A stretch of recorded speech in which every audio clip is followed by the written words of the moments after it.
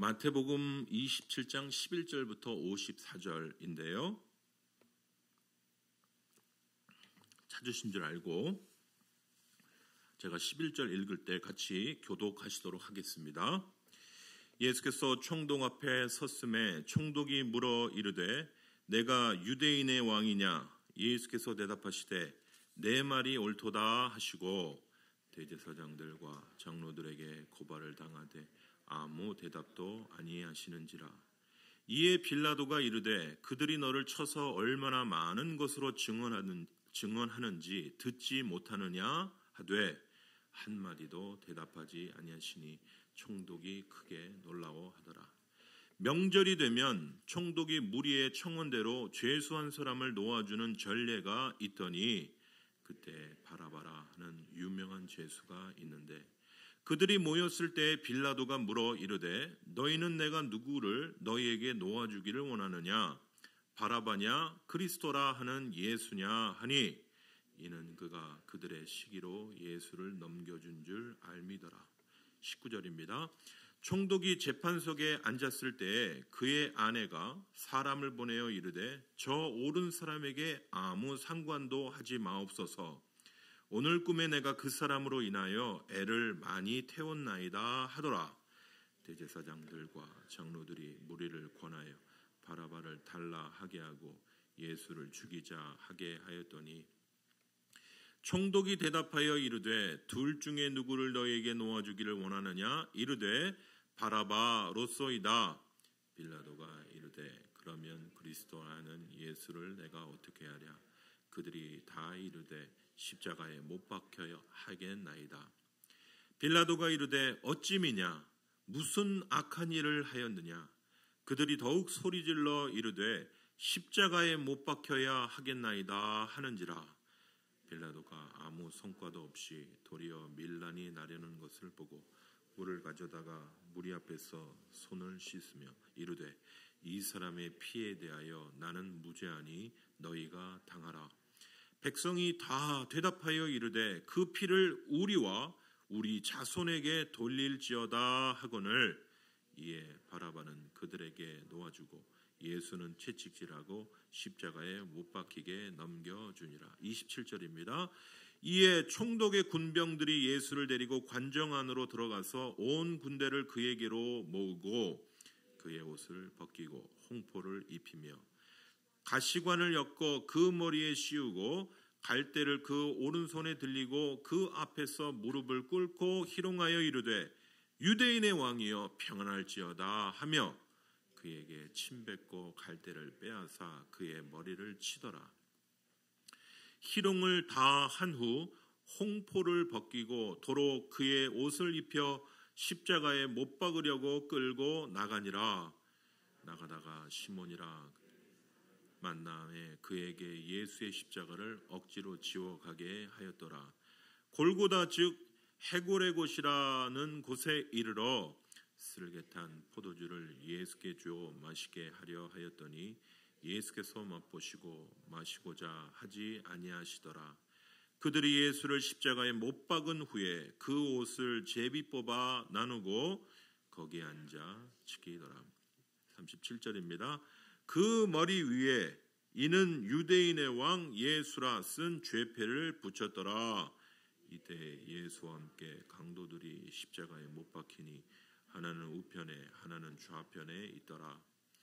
지나가는 자들은 자기 머리를 흔들며 예수를 모욕하여 이르되 성전을 헐고 사흘에 짓는 자여 내가 만일 하나님의 아들이거든 자기를 구원하고 십자가에서 내려오라 하며 그와 같이 대제사장들도 서기관들과 장로들과 함께 희롱하여 이르되 그가 남은 구원하였으되 자기는 구원할 수 없도다.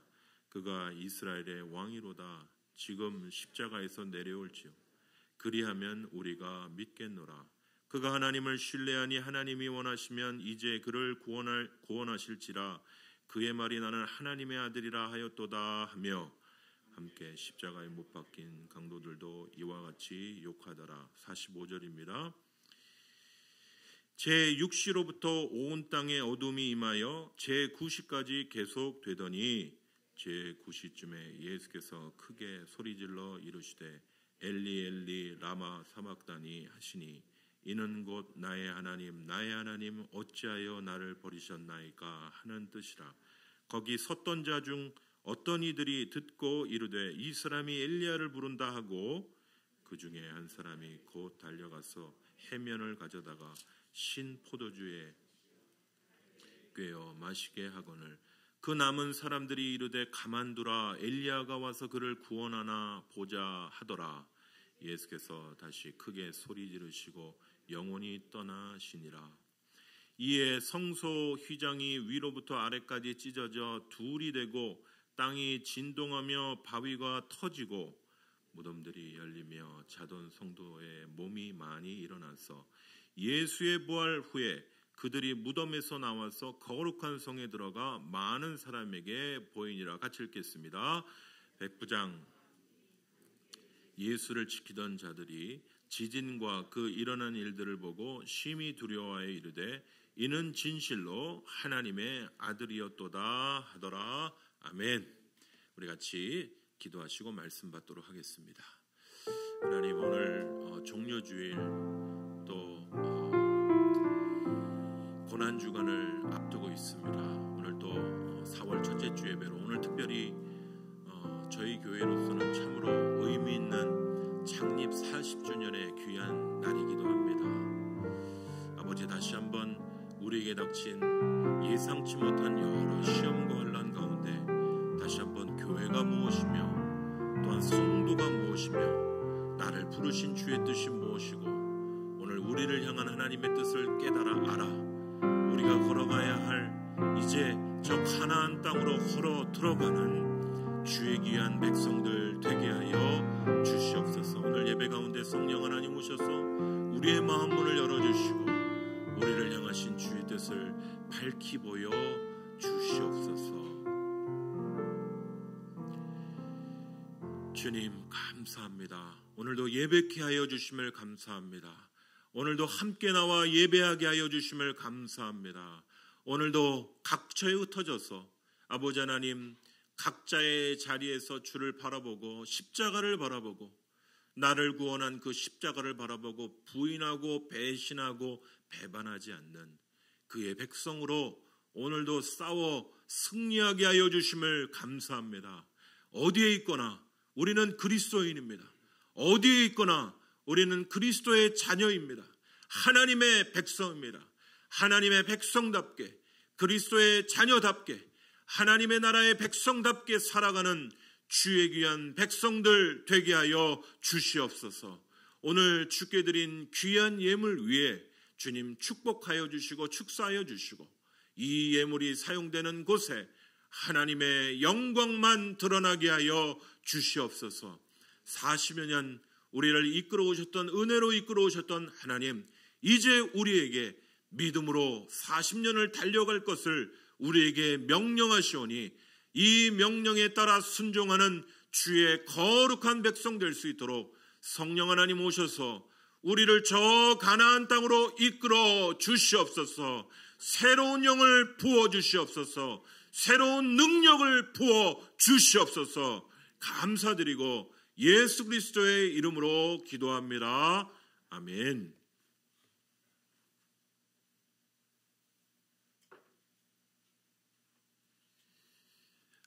4월 첫째 주 오늘 앞에서 잠깐 말씀드렸지만 오늘 종려 주일입니다. 예수님께서 예루살렘에 들어가실 때 많은 사람들이 환영하고 소리 지르던 그 종려 주일. 그러나 며칠 후는 또 예수님을 못 박으라고 그렇게 소리치는 소리로 바뀌었지만은 예수님은 나귀를 타고 그렇게 예루살렘 성 안으로 들어가셨던 종려 주일이자 오늘 또 특별히 40주년 기념 주일이기도 합니다. 숫자에 상관없이 저는 교회가 무엇인가를 다시 한번 묻게 되는 그런 의미 있는 주간이다 생각합니다. 여러분 계속적으로 기도해 주셔서 우리가 정말 교회가 교회되는, 성도가 성도되는 그런 의미의 귀한 4월 5일 우리 4월 첫째 주 예배 되기를 소원합니다. 오늘 모욕당하시고 고난당하신 종 예수 그리스도라는 제목으로 우리 잠시 말씀을 나눠보도록 하겠습니다. 이 현대에 와서 이 대형 교회가 들어서면서 목회자가 이 화려한 직업으로 인식되기 시작했지만은 과거의 이 목회자는 결혼 대상에서도 맨 꼴찌. 저는 이 느낌이 별로 없습니다만은 이 이발사와 결혼하는 수준이었다고 하죠. 여러분, 예전에 이발사는 정말 하찮은 직업 중에 하나였지 않습니까? 요즘은 뷰티 살롱으로 바뀌었지만 옛날은 이발사는 정말 하찮은 직업 중에 하나죠. 그와 똑같은 게 바로 목회자, 어려운 일이에요. 그죠? 목회자의 일이라는 게 사실 성경에서 이 오늘날처럼 이렇게 높임받고 부귀를 누리는 주의종의 개념이 없습니다. 오히려 한국교회의 이 신앙의 선배들은요, 존경은 받았습니다. 아주 존경을 많이 받았죠. 그러나 그들은 철저히 모욕받고 가난하고 그리고 청빈한 그들의 삶을 살아간 그런 일사가구의 정신으로 주님을 따라간 그런 종들임을, 주의 종들임을 다시 한번 기억하게 됩니다. 제가 이번 주에 자주 이분을 제가 소개해드리고 있는데, 제가 이제 얼마 전 이 전남 신안 일대의 섬을 다니면서 바울과 같이, 스데반 집사와 같이 이 전도와 헌신의 삶을 살아간 이 문준영이라는 여전사님 이야기를 접해 들었습니다. 이분은 유복한 집안에서 태어나신 분이신데요. 이 결혼을 잘못하셨어요. 그래서 남편이 딴 살림을 차리는 그런 남편이었습니다. 사랑을 받지 못했어요. 자녀도 없어요. 원통하고 애통한 경우가 너무 많았던 분이고요. 그러나 그 가운데에도 꿋꿋이 이겨나가신 그런 분입니다. 그러던 중에 이 목포에서 훗날 이 부흥사로 아주 유명하신 이성봉이라고 하시는 우리 전도사님을 만나서 그분 지도 아래서 신앙이 아주 잘 자랍니다. 신앙이 너무너무 잘 자라서 이분의 소망은 평생 복음을 전하는 자로 살기를 소원하는 전도 부인이 되는 것이 소원이었습니다. 그래서 복음 전하는 자의 삶을 살기 위해서 신학 공부를 하기 원해서 경성, 지금의 서울이죠. 경성에 있는 경성대, 지금 이제 서울신학대학원입니다. 올라와서 신학 공부를 하게 됩니다만은 이제 부인이라는 이름 때문에 학교에서 입학도 되지 않습니다. 왜냐하면 부인은 남편을 따라가야 되는데 남편이 안 믿고 그리고 남편의 허락도 안 된 상태니까 이게 뭔가 정확히 교회에서는 허용되기 어려운 그런 상황들이 있으니까 입학도 안 되고, 그래서 그냥 청강생으로 수업을 듣는 그런 처지로, 그리고 기숙사도 못 들어가니 자기 자비 내가면서 어려운 그 비싼 체류비를 그렇게 지불하면서 청강생으로 수업을 듣게 되었습니다. 주위에 반대도 많았지만은 돈도 떨어지고 힘들고, 그리고 하루 한 끼 먹으면서 그렇게 주님 뜻대로 살아야지 마음 먹고 신학 공부를 하는 어떤 때 너무 힘들고 어려웠던 거예요. 그래서 어느 날은 참 하나님 앞에 간절한 기도를 드리기까지 하였는데요. 하여튼 조금 이따 제가 그 이야기를 소개를 드리겠습니다만은 이 문전사님, 이 여전사님을 기억하는 많은 분들이 이분은 움직이는 병원이라. 그냥 그때 당시에 의사가 없으니까 돌아다니면서 고치는 일도 하시고, 움직이는 장례사에 이제 역병이 돌 때 역병을 고치시는 일도 하시고, 움직이는 노래, 찬양을 잘 부르세요. 옛날에 부르던 찬양이 세상 사람 날 부러워하니, 우리 뭐 이제 창하고 이렇게 들어 이런 노래를 부르면 사람들이 몰려들면 이제 그때부터 복음을 전하고, 찬양을 참 잘하셨대요. 그리고 어려운 고비고비를 넘겼지만은 그 지역에 이제 공산당이 들어와서 사람들을 막 숙청하고 죽이는 때 들어가면 잡히는데 그 자기의 신자들을 어떻게 하냐고 그 섬에 기어코 들어가서 결국 공산당의 손에 죽임을 당하시는. 저는요, 5, 6년밖에 참 우리 원로 목사님 와 계시지만 참 부끄럽습니다만은 목회가 참 힘들고 어려운 길입니다. 그래서 참 힘들다, 참으로 어렵다, 이런 얘기를 자주 입에 달고 살았는데 참 제가 그런 이야기한 것이 참 부끄럽게 만드는 그런 이 전도사님, 문준영 전사님의 삶과 신앙을 들여다보면서 제가 할 말을 잃었었습니다. 여러분, 이 한국교회는요, 이와 같이 신앙의 많은 선배들이 주님의 종으로, 하나님의 종으로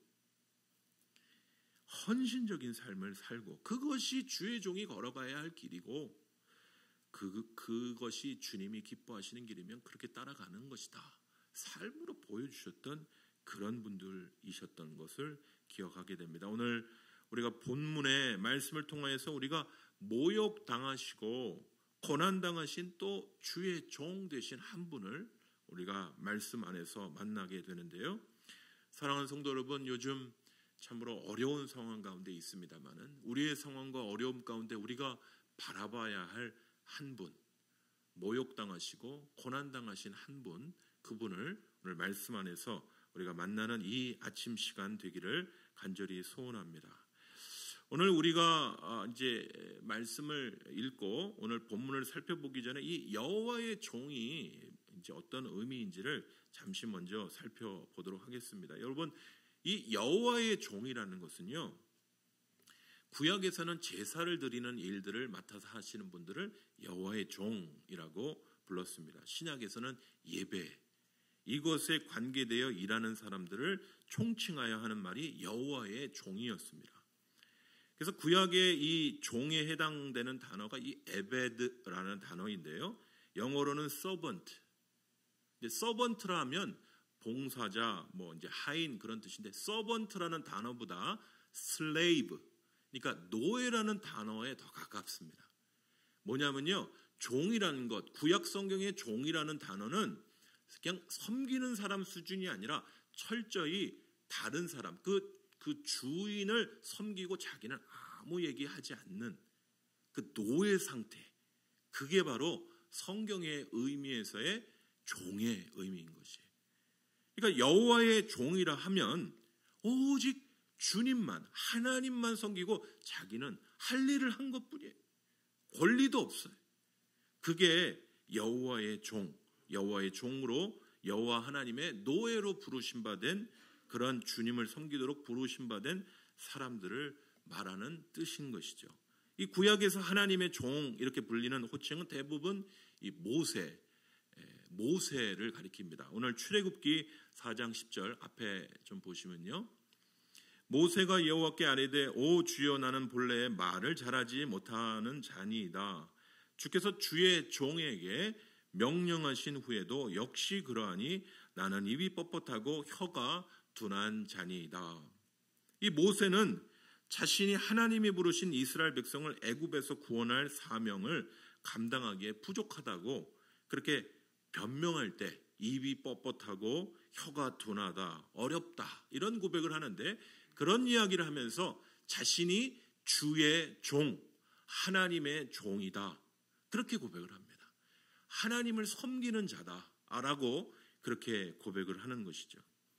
종은요, 이 현대의 이 하나님의 종님, 여러분 요즘에 주의 종님 뭐 이런 개념이 있죠. 종님이 있습니까? 종은 종인 거예요. 벌써부터 설교 시작 전인데 나는 안 들을란다, 이렇게 좀 눈을 감고 종처럼 잠의 종이 되시는 분들인데, 옆에 분에게 인사하시, 깨세요, 정신 차리세요, 일주일에 한 번 잠깐 드리는 예배인데 졸다 가시지. 눈을 째려보시겠습니다. 옆에 분을 째려보시겠습니다. 입도 다물고 조는 건지 자는 건지, 어떤 분은 선글라스를 끼고 탁 이제 눈 뜨세요. 종님의 개념은 없어요. 종님이 있습니까? 종노문이 있죠. 종노문이 있지 종님은 없는 거예요. 종은 종입니다. 근데 이 현대에는 하나님의 종님, 이 이상한 개념입니다. 종은 종입니다. 종은요, 자신이 할 일을 하는 것뿐이에요. 그 일을 한다고 자랑하거나 칭찬을 받을 수 있는 존재가 아닌 것입니다. 단순히 그러나 하나님이라는 귀한 분의 일을 한다는 그런 사명감이 있지만 말입니다. 종은 종인 거예요. 이게 성경의 여호와의 종의 개념입니다. 사도 바울이 신약에서 그의 사도 바울과 그의 동료를 가리키는 이 표현에서도 비슷한 표현들이 등장합니다. 앞에 보면요. 사도행전 16장 17절에 보면 그가 바울과 우리를 따라와 소리질러 이르되 이 사람은 지극히 높으신 하나님의 종으로서 구원의 길을 너희에게 전하는 자라 하며, 이게 무슨 얘기냐면요.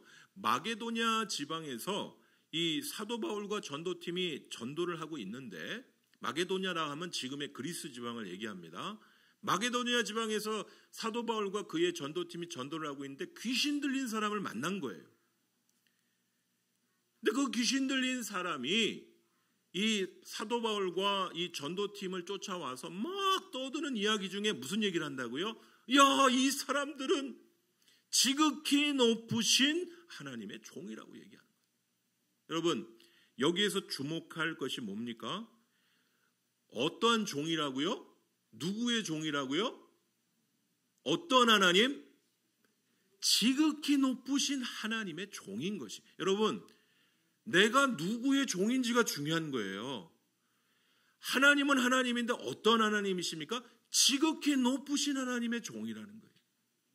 그래서 종은 종이지만 그 종이 누구의 종이냐에 따라 존귀하고 귀하고 아름답다는 이야기를 할 때 우리가 그런 존경과 귀한 마음으로 주의 사역자들을 바라보시는 것이 종은 종인 것이에요. 그렇죠? 종의 개념으로 섬기고 자신의 것들을 다 베푸는. 그러나 지극히 귀한 하나님, 누구의 종인지가 중요한 것이죠. 하나님의 종이 크고 놀라운 사명을 감당하는 이유는 바로 그들이 섬기는 분이 누구이신지에 달려 있는 것입니다. 바로 그들은 지극히 높으신 하나님을 섬기는 종들이기 때문에 그들의 사명이 귀하고 빛나는 것이죠.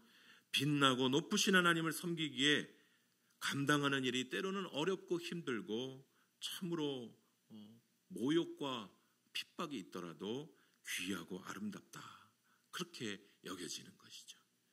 여러분, 신약에서는 이 여호와의 종이라는 이 뜻이 그리스도의 종, 둘로스 크리스투 이렇게 바뀝니다. 그러니까 여호와의 종, 신약에서는 그리스도의 종. 그러니까 그리스도의 종이 여호와의 종인 거예요. 누구의 종인지가 중요한 거예요. 근데 종은 종인 거예요. 그 하는 일이 어렵고 힘들더라도 그 높고 귀하신 하나님의 일을 하는 사람들, 이게 성경에서 얘기하는 이 여호와의 종의 의미입니다. 오늘 우리가 또 살펴보려고 하는 것은요, 조금 다른 의미의 여호와의 종, 주의 종의 개념을 우리가 살펴보게 되는데, 이게 이사야 선지자가 이 외치는 그러한 이야기입니다. 이사야 선지자는요, 이 이스라엘 백성이 하나님을 떠나서 자신들의 힘과 능력을 의지하고, 하나님의 백성이 하나님을 떠나 자신의 힘과 능력을 의지하는 그때 너희의 힘과 너희의 능력을 의지하다가는 너희가 망하게 될 것이야. 그 예언을 외쳤던 선지자가 바로 이사야 선지자입니다. 오늘 이사야 42장 1절부터 2절에는 이런 이야기를 이야기합니다. 내가 붙드는 나의 종, 내 마음에 기뻐하는 자, 곧 내가 택한 사람을 보라. 내가 나의 영을 그에게 주었은즉 그가 이방의 정의를 베풀리라. 그는 외치지 아니하며 목소리를 높이지 아니하며 그 소리를 거리에 들리게 하지 아니하며 라고 얘기합니다. 이 이사야의 말씀은 1장부터 39장까지 줄곧 이 하나님의 백성, 이스라엘 백성이 하나님을 떠났기에, 생명의 근원 되신 하나님을 떠났기에 그들에게 심판이 곧 다가올 것을 외치는 심판의 메시지가 중요한 주제예요. 그런데 우리가 읽고 있는 이 40장 이후의 말씀부터 소망의 이야기를, 하나님의 소망을 선포합니다. 특별히 이 하나님께서 세우실 그의 종을 통해서 새로운 소망을 그의 백성에 이루시겠다라고 이야기하는 것입니다. 오늘 우리가 읽은 42장에 나오는 이 이야기도 거기에 속해 있죠. 그런데 이 여호와의 종이라는 것은, 첫 번째, 여호와의 종은 이 구약 말씀에서 여호와의 종은 첫 번째 이 이스라엘 백성을 여호와의 종이라고 부릅니다. 왜냐하면 이스라엘 백성은 처음 부르실 때부터 하나님을 섬기도록 부르신 자들이에요.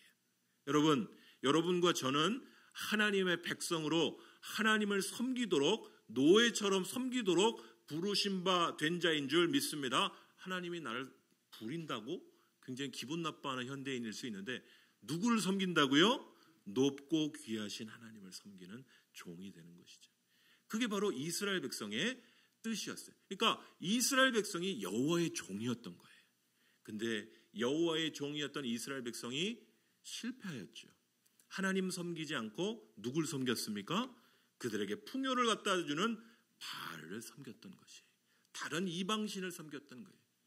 또 다른 의미의 여호와의 종은요, 이 하나님의 말씀을 선포하는 이 선지자를 가리키기도 합니다. 바로 이사야 선지자가 하나님의 말씀을 깨워서, 그 백성들을 깨워서 하나님의 말씀을 선포하도록 하는 것이죠. 세 번째 여호와의 종이라 하면 전혀 하나님의 백성이 아닌데 하나님께서 도구로 쓰시는 그런 독특한 일들을 하는, 훗날 이스라엘 백성이 이 고레스 왕이라고 하는 이방의 왕을 통하여서 고국으로 돌아갑니다. 종으로 붙잡혔다 고국으로 돌아갑니다. 그런데 성경을 읽다 보면 이 고레스 왕을 여호와의 종이라고 부르는 걸 볼 수 있어요.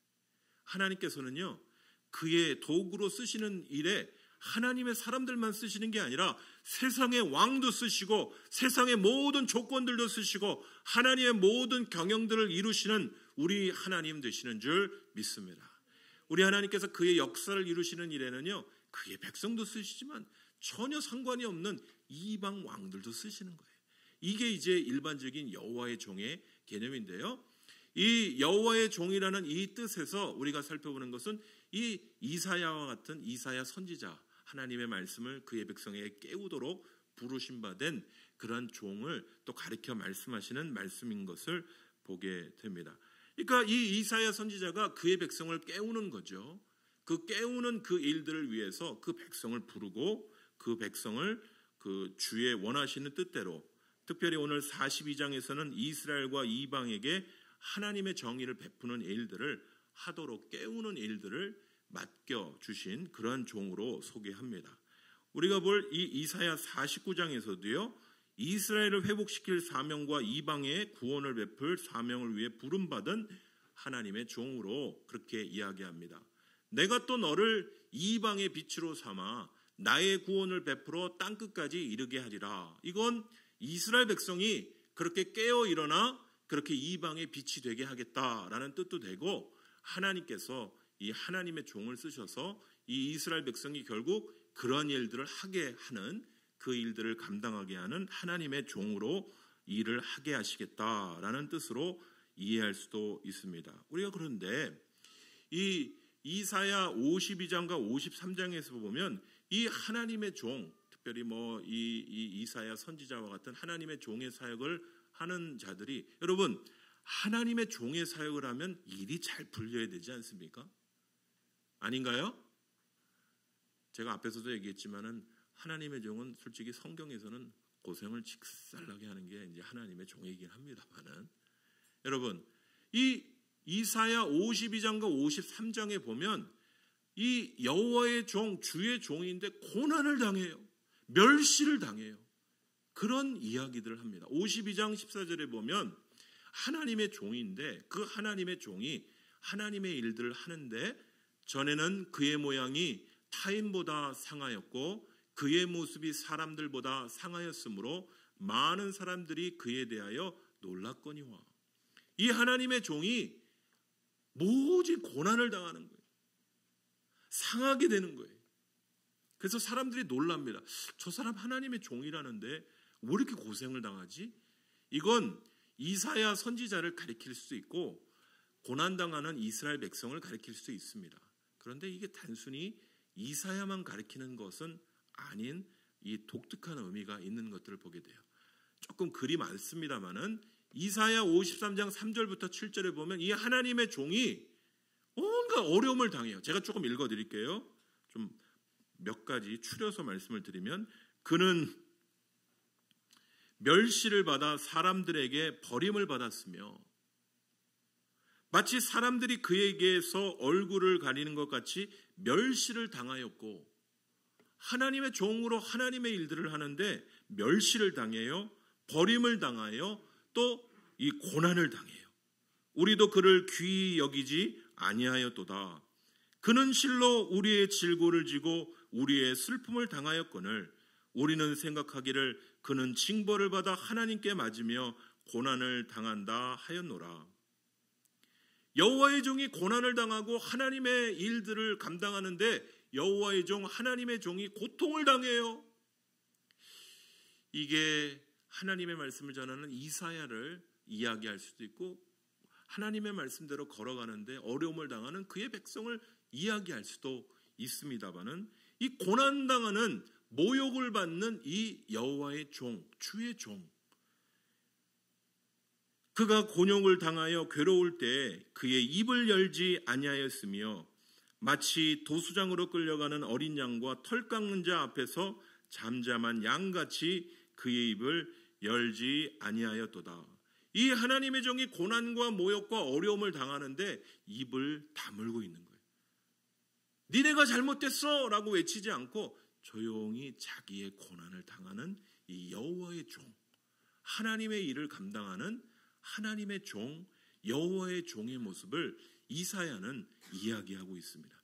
이것이 이사야 선지자가 고난받는 모습을 이야기하기도 하고 또 하나님의 말씀대로 고난을 당한 하나님의 백성의 모습을 이야기하기도 하지만 오늘 이사야는요, 이 말씀을 통해 자신이 그것을 알 수도 있고 모를 수도 있지만 이것이 훗날 어떤 분이 당할 하나님의 종으로 당하실 고난당하실 여호와의 종의 모습을 예언하고 있는 것이 이사야는 몰랐을 거예요. 이 멸시받고 사람들에게 고통당하고 이 사람 자기 죄 때문에 고생당하고 있는 거지 그의 슬픔은 그의 잘못 때문이야. 그리고 이제 죽임을 당할 그러한 동물처럼 여러분 소가 도축장에 끌려갈 때 소 눈물 흘리는 거 아시죠? 바로 그 모습이에요. 자기 잘못도 아닌데 눈물을 껌뻑껌뻑하면서 도수장에 끌려가는 양과 같은 6월절 어린 양과 같은 이 한 분, 고난받으시는 이 한 분, 이분이 누굴까요? 이사야 선지자가 바라봤던 이게 자신의 모습일 수도 있고 고난받는 여호와의 백성일 수도 있지만 여기에서 다 보지 못한 고난받고 모욕받은 이 여호와의 종이 누구일까요? 여러분, 이 이사야의 말씀을 읽으면서 어떤 사람들은 예수님이 도무지 보이지 않는다는 분이 있어요. 여러분, 이 모습 속에서 여러분 예수님이 보이십니까?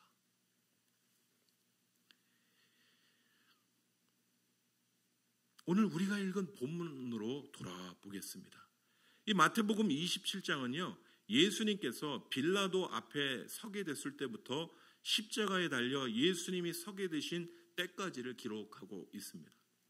먼저 이 빌라도는요, 그리스도의 재판에 아주 회피적인 태도를 보여줍니다.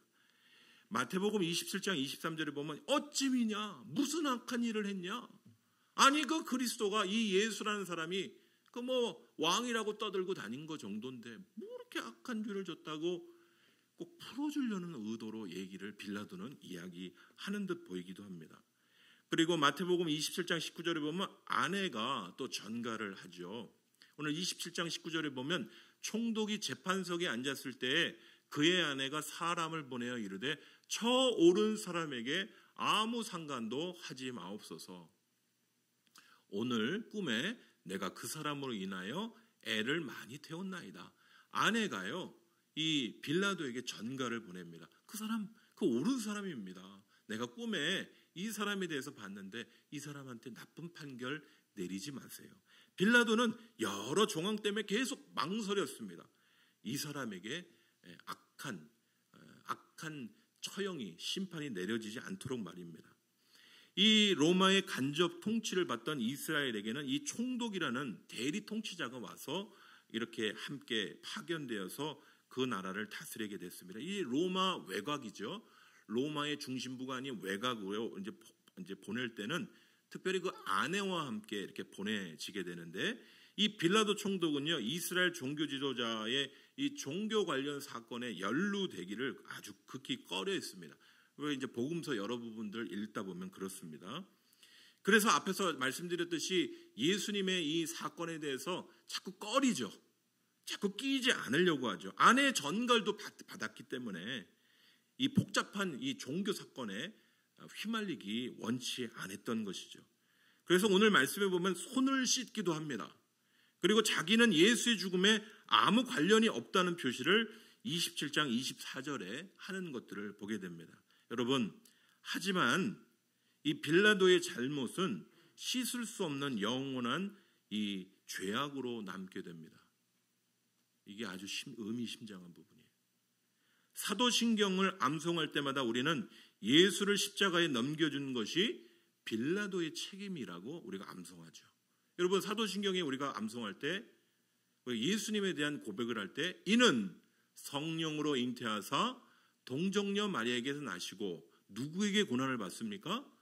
본디오 빌라도에게 고난을 받습니다. 빌라도는 뭔가 풀어주려고 했었어요. 그런데 사도신경의 고백은 이 사람의 책임이 없지 않다고 분명히 얘기하는 거예요. 사랑하는 성도 여러분, 중간은 없어요. 다시 한번 말씀드립니다. 중간은 없어요.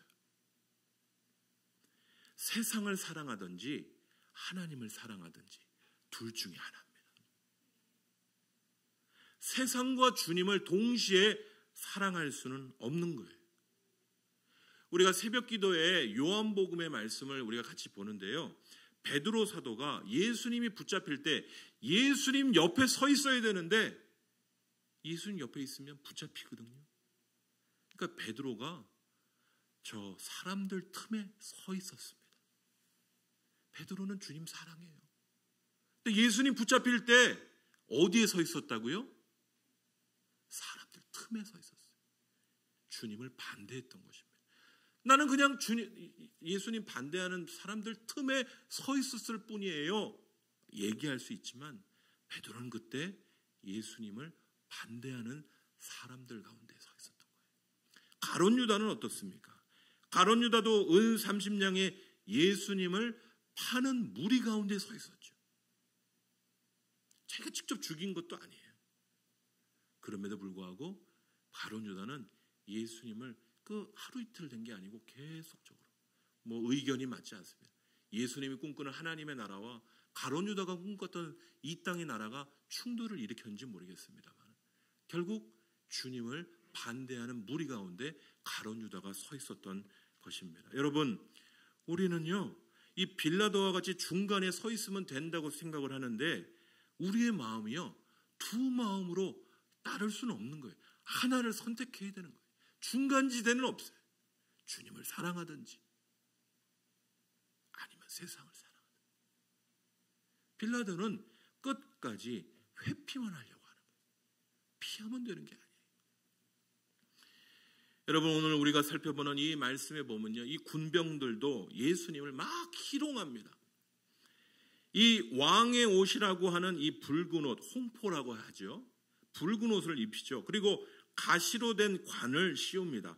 그리고 갈대를 오른손에 들려주어서 뭔가 왕처럼, 이게 다 그를 왕으로 여겨서가 아니라 놀리는 거예요. 희롱하는 겁니다. 이 홍포라고 이야기진 이 옷은요, 다른 복음서를 읽다 보면 자색 옷이라고 나오면 이 자색 옷은 실크 옷을 얘기하는 거예요. 여러분, 실크는 아무나 입는 옷이 아니죠. 그때 당시에도 고귀한 귀인들이 입는 옷이, 그런 걸 어디서 갖고 와서 예수님한테 입혀주고, 그리고 손에 머리에는 가시관 비슷한 거, 그게 이제 로마의 여러분 영국 법정 같은 데 보면 법정에서 차려입는 옷들이 있죠. 이 머리에 쓰는 그런 가발 같은 게 있어요. 그런 식이에요. 그렇죠? 그런 고상한 모양들을 씌우고, 그리고 손에는 갈대를, 이제 홀이 없으니까 왕이라고 이제 놀리기 위해서 갈대를 씌우는, 이게 다 예수님을 인정해서 이것들을 씌우고 이제 입히고 들린 게 아니라 예수님을 희롱하는 겁니다. 장난치는 거예요. 지난주에도 이 십자가의 의미에 대해서 저희가 살펴봤지만 이 십자가는 죽음과 수치, 이 부끄러움의 상징이죠. 이 고대 페르시아나 이 애굽, 아수르에서 기원한 이 고통스러운 사형법이 이제 결국 이 로마에까지 전달된 것이고, 이 죄수 중에서도 아주 낮은 계층, 아주 극형을 처할 때만 사용하는 아주 수치스럽고 고통스러운 방법이 되겠습니다. 이 수치스러움과 부끄러움은 여기서 멈춰지지 않고요. 제가 잠시 말씀드렸지만 십자가에 달려 있을 때는요, 우리가 십자가에 달리신 예수님 보면 밑에를 천으로 가렸죠. 원래 십자가형은 밑에를 가리지 않습니다. 발가벗겨져 있는 거예요. 성인이 발가벗겨져서 십자가에 매달려 있는 건 수치의 모습인 거예요. 여러분, 십자가에 매달려 있는 동안 제가 잠시 화장실 다녀오겠습니다. 그리고 화장실 갈 수 있나요? 소변과 대변이 거기서 다 보는 거예요. 그리고 사람들이 그 십자가를 지는 그 예수님을 바라보며 온갖 냉대를 하고 비웃고 희롱하죠. 이 피가 흐르는 상처에 몰려드는 이 벌레들을 쫓을 수가 없습니다. 그리고 죄수의 이 체중이 아무리 체중이 안 나가더라도 사람이 체중이 있으면 점점점 몸이 밑으로 가라앉게 돼 있는데, 그러면 결국 가라앉다 못해 여러분 호흡이 가빠지고 결국은 질식해서 죽게 되는데, 나중에 보면 다른 죄수들은 다리를 부러뜨리죠. 다리를 부러뜨리는 이유는 빨리 더 기울어요. 왜냐하면 다리로 버티고 있으니까. 그나마 다리를 부러뜨려서 그 체중이 밑으로 가라앉게 해서 결국은 질식해서 빨리 죽도록 하는 방법이 바로 다리를 부러뜨리는 방법이에요. 이 십자가 위에서 희생과 멸시를 당하신 이 예수님, 이 십자가 위에서 이 수치와 부끄러움을 당하신 이 예수님, 이 예수님이 누구이십니까? 이 군병들은요, 쓸개에 탄 포도주를, 이 신포도주라고 하죠. 이 입을 죽이기 위한 그런 음료수가 되겠습니다만은 신포도주를 갖다 주기도 하는데 이게 마취제와 같은 그런 액체입니다. 근데 주님은 거부하셨어요. 끝까지 주의 뜻대로 고난을 끝까지 받으셨어요. 그게 주의 종의 모습인 거예요. 고난을 끝까지, 내가 목마르다 할 때까지. 십자가 위에서 고난을 당하시는 이 분들이 있는데, 밑에서는 병사들이 옷 갖고 막, 그때 당시 이제 옷이 귀한 때니까 겉옷, 속옷이 있는데 속옷을 찢지 않고 결국 그걸 그대로 나누지 않는 그런 일이 있죠. 그것도 성경의 예언을 성취하는 일이다. 여러분, 이 예수님과 함께 노임을 받으려고 했던 이 바라바라는 사람이 강도라고 나와 있는데, 강도가 아니고 이 사람은 폭력적인 혁명가였던 거예요. 로마를 전복시키기 위한. 그리고 예수님 주변에 두 강도들을 보면요, 이 사람들도 폭력적인 혁명가였을 가능성이 큽니다. 그런데 세 명이 달아 죽는 시점에 예수님이 그 자리에 들어가고 바라바가 놓인 거예요. 여러분, 예수님이 십자가에 매달려 이 혁명과 이 땅의 혁명을 꿈꾸는 두 강도와 함께 예수님이 십자가에 매달려서 그 십자가에 매달려 계실 때, 여러분, 사람들의 모욕, 사람들의 희롱 소리가 안 들렸을까요? 너무 잘 들렸을 거예요. 제가 이제 너무 좋아하는 김창옥 교수라는 분인데, 사람은 이렇게 어려움을 당할 때 이 머릿속에 슬라이드가 더 천천히 지나간다고요. 그러니까 넘어질 때 그렇습니다. 이 넘어질 때 보면 슬라이드가 더 천천히 돌아간다고 그래요. 그래서 넘어질 때 옆에서 소곤소곤하는 소리도 제발 쟤 되게 부끄럽겠다 막 이런 얘기까지 다 들린다고 한다고요. 여러분, 예수님이 십자가에 달리실 때 밑에서 사람들이 지나가면서 얘기하는 모욕과 희롱 들렸을까요? 안 들렸을까요? 다 들렸을 거예요. 그 수치와 모욕과 부끄러움을 다 듣고서, 예수님 그 자리에서 내려오실 수 없는 분이십니까? 그런 모욕과 수치, 이것들을 몰라서 그 자리에 그냥 매달려 계신 것, 그리고 죽기까지 또 십자가에 그 자기 자신을 들여 죽기까지 순종하셨겠습니까? 여러분, 오늘 우리는요, 저 갈보리 십자가의 십자가를 바라봐야 됩니다. 그 죄패에 무엇이라 써 있는지를 바라봐야 합니다. 마태복음 27장 57절에 보면 그 머리 위에 이는 유대인의 왕 예수라 쓴 죄패를 붙였더라. 이 요한복음은요, 이 죄패를 히브리 말, 로마 그리고 헬라 말로, 그러니까 그 당시에 전 우리나라 도로 이제 표시 보면 한국말, 중국말, 뭐 일본말 이렇게 써 있듯이 그 당시에 표기할 수 있는 모든 언어로 기록한 거예요. 누구라고요? 이는 유대인의 왕 예수라고 쓴 거예요. 바로 우리의 왕이 되시고 만왕의 왕 되신 이 하나님의 종, 여호와의 종 예수 그리스도께서 십자가에 못 박혀 계신 거예요. 바로 이 이사야 선지자가 말하던 그 고난받고 모욕받고 하나님의 백성의 죄를 위하여 고난받고 모욕받겠다 말하던 그 여호와의 종, 그 앞에 오셔서 미래에 오셔서 그의 백성의 죄를 위하여 고난받고 모욕받겠다 말하는 그 여호와의 종이 예수님이 아니십니까? 수치와 모욕을 당하시며 십자가에 매달려 우리의 죄를 위해 죽으신, 그리고 온 세상이 바라봐야 할 십자가에 서 계신 그분이 바로 우리 주 예수 그리스도, 온 세상을 위한 구주 되시는 줄 믿습니다. 사랑하는 성도 여러분, 이사야 선지자의 이 예언과 같이 종의 형체를 입고 죽기까지 복종하신 이 모욕당하신 고난당하신 주의 종은 바로 예수 그리스도이신 것입니다. 그분이 이 땅에 오셔서 성육신하셔서 하나님의 본체이십니다. 하나님이시란 뜻이죠. 그분이 나와 여러분을 구원하시기 위하여 겸손히 낮아지신 십자가의 고통을 여기 받으신 것이죠. 우리 같이 한번 읽도록 하겠습니다. 빌립보서 2장 6절에서 8절 말씀인데요. 같이 읽겠습니다.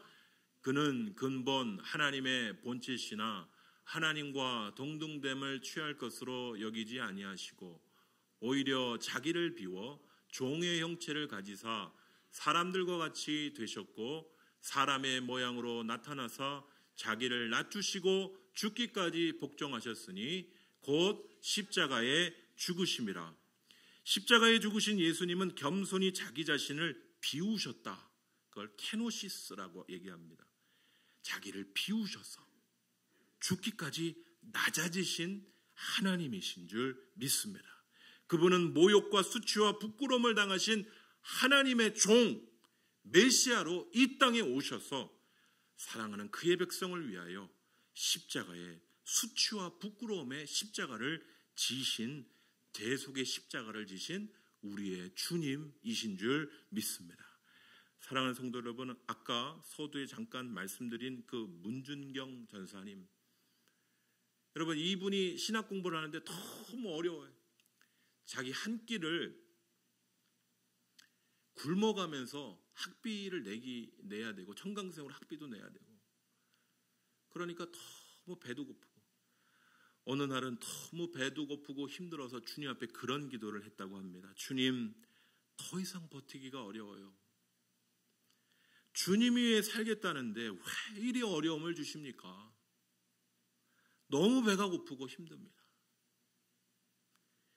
그때 이 문준경 전사님이 이 찬양 소리를 하나 들었다고 합니다. 한 분이 누가 노래를 찬양을 부르는데 내 모습 이대로 주 받으옵소서.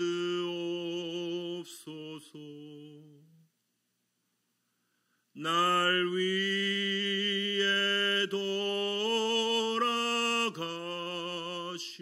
주 날 받아주소서.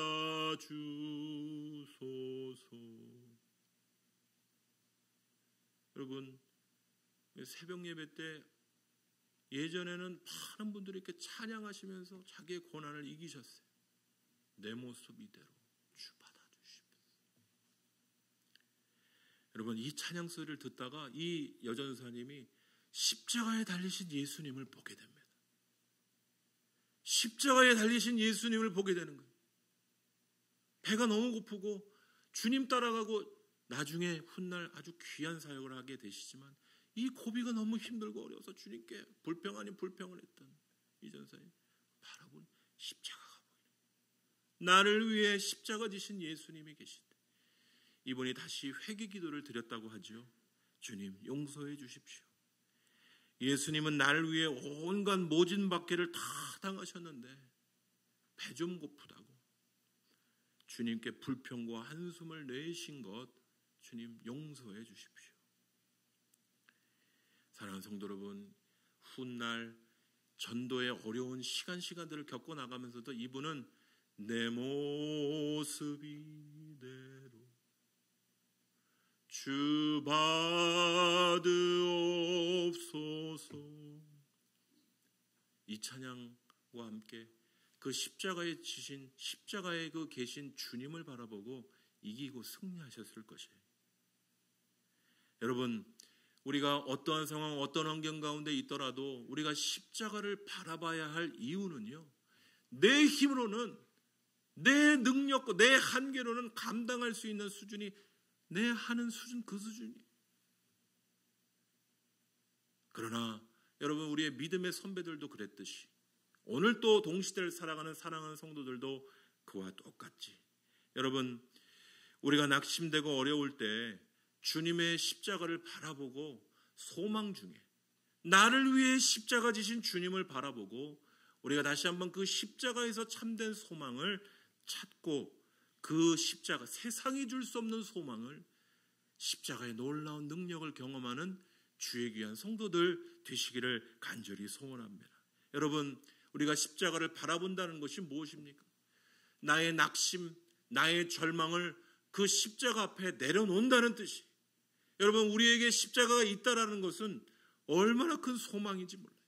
세상 사람들은 자기가 가진 것을 자랑합니다. 자기가 가진 돈과 지혜와 능력을 자랑합니다. 그것 있어서 떵떵거리고 자랑합니다. 근데 그거 떨어지면 어쩔 바를 몰라요. 갑자기 펀드가 날아가면 어쩔 줄 몰라요. 집이 갑자기 집값이 떨어지면 어쩔 바를 모르는 거예요. 그러나 하나님의 백성은 바라볼 대상이 있어요. 십자가 지실 주님을 바라볼 수 있는 것입니다. 어려움의 때에 십자가 지신 주님을 바라보고 나를 위해 십자가 지신 주님이 계시니 나에게 아무런 소망이 없더라도 주님 나와 함께 하시니 나는 주님 안에서 모든 것 없어도 다시 일어날 수 있는 소망을 얻게 되는 줄 믿습니다.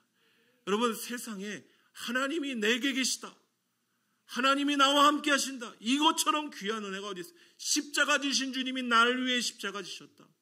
이거보다 더 큰 기쁜 소식이 어디 있습니까? 사랑하는 성도 여러분, 어려운 때입니다. 3월 한 달이면 끝나겠지 했던 일들이 지금 4월 두 주나 또 연기가 됐어요. 저도 황당하고, 지난달 어떻게 사나 했는데 하나님께서 정말 위기 가운데 여러분, 한 분은 저에게 오셔서 헌금을 이렇게 전달하시면서 이거 꼭 교회 재정에 좀 써주십시오, 전달하신 분도 있고, 전혀 연락도 되시지 않는 분이 갑자기 감사헌금을 내시는 분도 있고, 기적적인 일들로 2월 3월을 버텨왔습니다. 사랑하는 성도 여러분, 우리가 잘 나갈 때, 좋을 때만 주님 바라보라는 게 아니라 우리가 어렵고 힘들 때 우리가 바라볼 주의 십자가가 있다라는 건 너무 큰 소망과 너무 큰 기쁨이 되는 것이. 여러분, 나를 위해 십자가 지신 주님을 바라보시고 다시 한번 그 소망 중에 나를 위해 십자가 지신 분이 계신데 내가 두려워서 내가 도무지 이기지 못할 힘이, 그 어려움이 어디 있습니까? 내가 그렇게 용서하지 못할 그 사람도 십자가 밑에 내려놓고, 내가 용서하지 못할 그 가족의 일들도 십자가 밑에 내려놓고, 우리가 풀 수 없는 어떠한 문제도 십자가 아래 다 내려놓고 소망의 주님, 십자가 지신 그 주님을 바라보시고 이기고 승리하실 수 있는 주의 귀한 성도들 되시기를 간절히 소원합니다. 이번 한 주간 어거지로 금식하시라는 얘기가 아니라 십자가를 바라보시는 시간을 가지시라는 뜻이에요. 한 끼 금식의 시간에 여러분 힘드시죠? 요즘 실물 경제 참 어렵습니다. 그럴 때마다 십자가를 바라보시고, 나를 위해 십자가 지신 주님이 나와 함께 하시니 주님 바라보고 이기겠습니다. 다시 한번 십자가 바라보고 이기는 이 한 주간의 삶을 살아가시는 주의 귀한 성도들 되시기를 간절히 소원합니다. 우리 아까 불렀던 찬양 우리 같이 부르시고 오늘 마치기를 원하는데요. 하늘 소망이라는 찬양인데, 여러분 오늘 마지막 찬양으로 우리 같이 부르고 마치려고 합니다. 우리 찬양단 같이 오셔서 좀 도와주시면 감사하겠습니다. 여러분, 우리의 상황, 우리의 환경이 어떻더라도 우리가 하늘 소망을 가지면요 충분히 이기고 승리할 수 있습니다. 우리 같이 찬양하시면서 우리 같이 주님께 나아가시도록 하겠습니다. 모두 일어나셔서 우리 같이 찬양하시고 우리 원로 목사님 축도해 주시겠습니다. 지금은 비록 땅을 벗하며 살지라도 내 영혼 저 하늘을 디디며 사네. 내 주님 계신 눈을 없는 곳 저 하늘에 숨겨둔 내 소망인데, 보고픈 얼굴들 그리운 이름들 많이 생각나. 때론 가슴 터지도록 기다려지는 곳, 내 아버지 너른 봄날 맞으시는 저 하늘에 쌓은 내 소망인데, 주님 그 나라에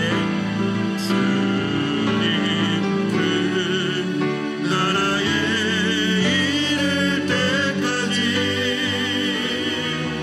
순례의 걸음 멈추지 않으며,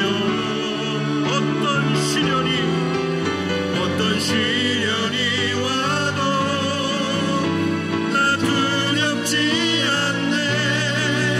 주와 함께 걷는 이 길에. 다시 한번 부를 때는요 우리 이 찬양을 여러분 하늘의 소망으로, 우리의 발이 땅을 딛고 살지만은 하늘의 소망으로 살아가는 우리 한 사람 한 사람 되기 원하는 마음으로 우리 다 같이 우리 힘차게 부르시도록 하겠습니다. 나 지금은 비록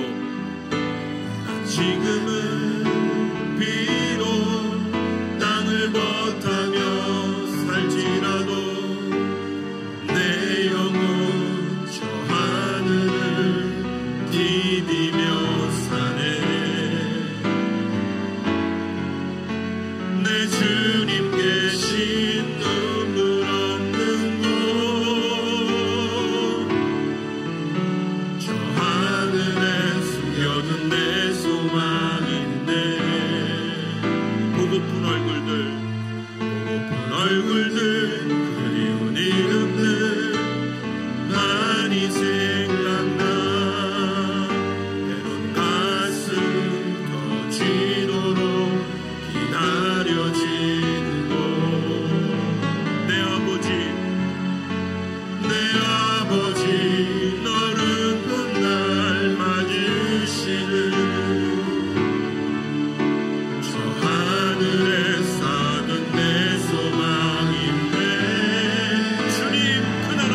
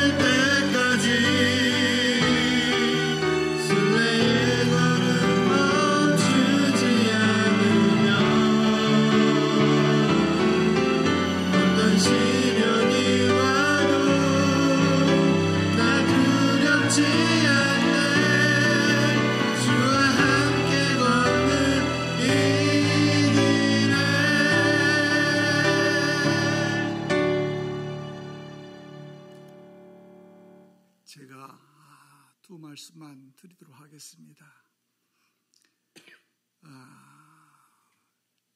1980년 4월 5일 교회를 설립한 후에 창립일이 주일이 된 날이 처음인 것 같아요.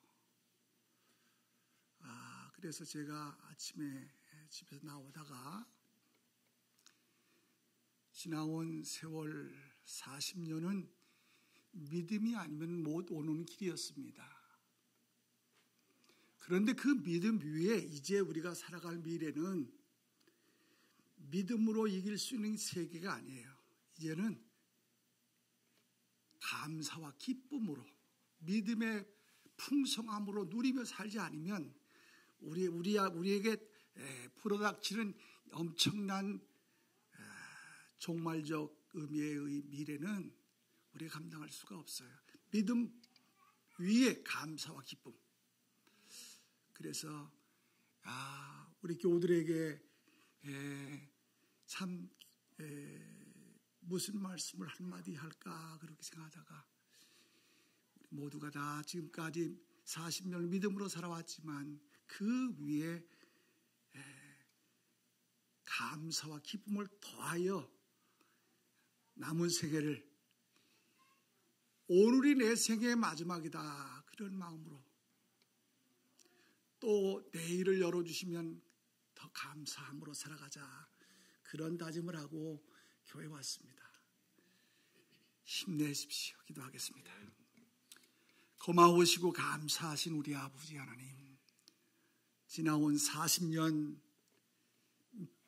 믿음이 아니면 이 길을, 이 사명을 감당할 수 없었습니다. 그 은혜 하나님의 은혜였습니다. 이제 앞으로 살아갈 미래는 그 믿음 위에 우리의 심령 속에서 감사가 기쁨이 흘러넘치게 해주시어 주님이 다시 오실 때 그 주님 맞이할 때 기쁨으로 맞이할 수 있도록 우리 교우들을 한 사람 한 사람을 붙잡아 주시옵소서. 때로는 넘어질 때도 있고 쓰러질 때도 있지만 그 가운데 일하시는 하나님을 풍성히 경험하며 감사하며 살아가도록 성령 하나님께서 저들에게 때를 따라 돕는 은혜와 능력과 은사와 기쁨과 축복으로 역사해 주옵소서. 교회의 머리가 되신 우리 주 예수 그리스도의 그 은혜와 하나님 아버지의 극진하신 사랑과 성령님의 교통하시고 내주하시고 역사하심이 지나온 40년 믿음의 역사 속에 감당케 하여 주신 그 믿음의 역사를 감사와 기쁨으로 남은 여생 충성스럽게 감당하다가 주님 앞에 다 서기를 열망하고 들어간 남녀 종들 머리 위에와 가정 위에, 특별히 우한 폐렴으로 온 나라가 뒤범벅이 돼서 곡소리가 여기저기서 들려오는데 그 가운데에도 십자가에 달리신 주님을 바라보고 힘차게 새해를 열어가는, 미래를 열어가는 온 교우들에게 이제로부터 영원까지 함께 계실지어다. 아멘.